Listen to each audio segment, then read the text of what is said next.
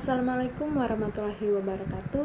Halo semuanya, perkenalkan saya Nitika Florasita Bungan dengan NPM 020424111144. Saya dari kelas 4C Manajemen dari Universitas Hairul. Saya akan mempresentasikan materi tentang perencanaan laba menggunakan budgeting. Nah, materi ini penting karena setiap perusahaan pasti ingin memperoleh laba. Tetapi, laba tersebut tidak terjadi secara kebetulan, melainkan harus direncanakan dengan baik melalui sistem anggaran. Nah, dalam presentasi kali ini, saya akan membahas beberapa hal, yaitu ada pengertian perencanaan laba, konsep dasar budgeting, jenis-jenis anggaran, proses penyusunan budget, analisis variance, dan bahkan juga ada studi kasusnya. Nah, kita mulai dari pengertiannya terlebih dahulu.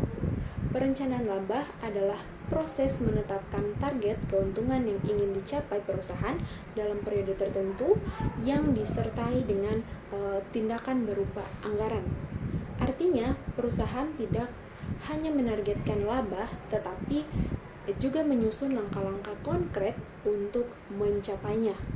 Nah, tujuan dari perencanaan laba antara lain yaitu menjadi tolak ukur kinerja perusahaan, memberi motivasi bagi manajemen, dan membantu pengembalian keputusan.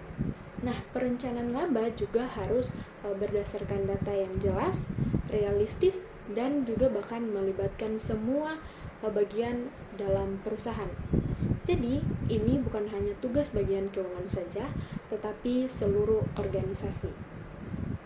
Selanjutnya adalah konsep dasar budgeting.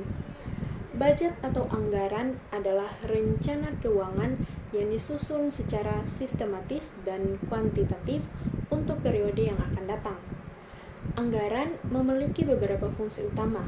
Yang pertama, sebagai planning, yaitu untuk menentukan tujuan perusahaan. Yang kedua, ada coordinating, yaitu menyelaraskan antara bagian dalam organisasi. Yang ketiga ada controlling, yaitu mengontrol pengeluaran agar sesuai rencana. Keempat ada evaluasi, yaitu menilai kinerja perusahaan. Jadi bisa disimpulkan, anggaran bukan hanya sekedar rencana, tetapi juga alat untuk mengendalikan dan mengevaluasi kinerja.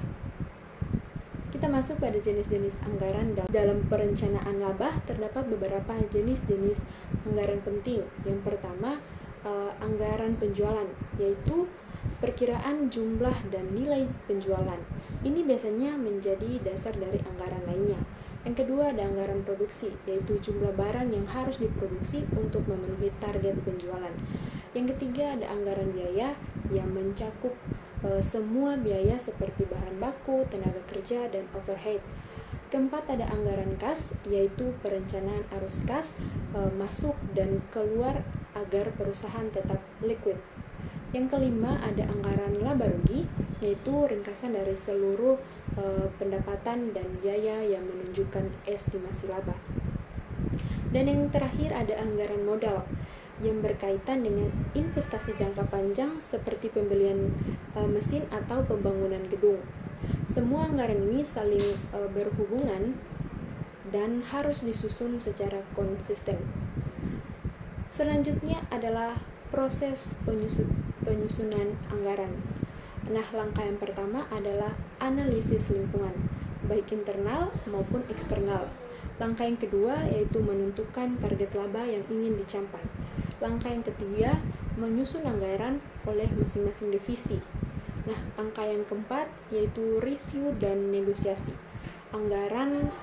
Review dan negosiasi anggaran realistis. Langkah yang kelima, penegasan anggaran oleh manajemen.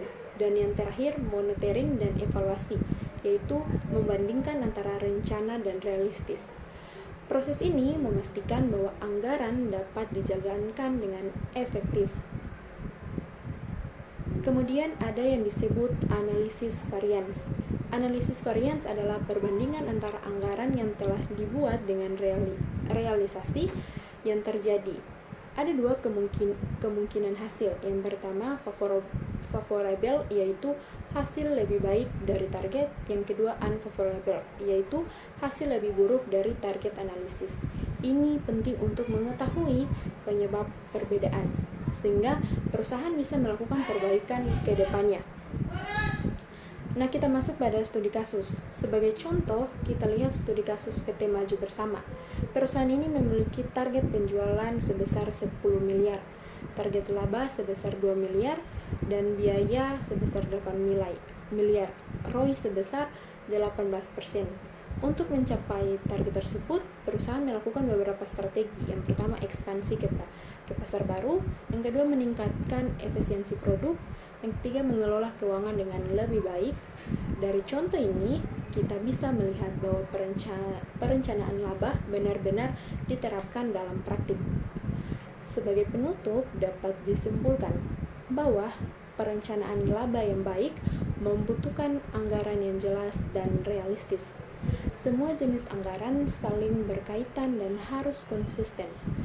Proses penyusunan melibatkan seluruh bagian perusahaan. Dan yang paling penting adalah monitoring dan serta evaluasi. Jika tidak ada perencanaan, maka tujuan perusahaan akan sulit dicapai.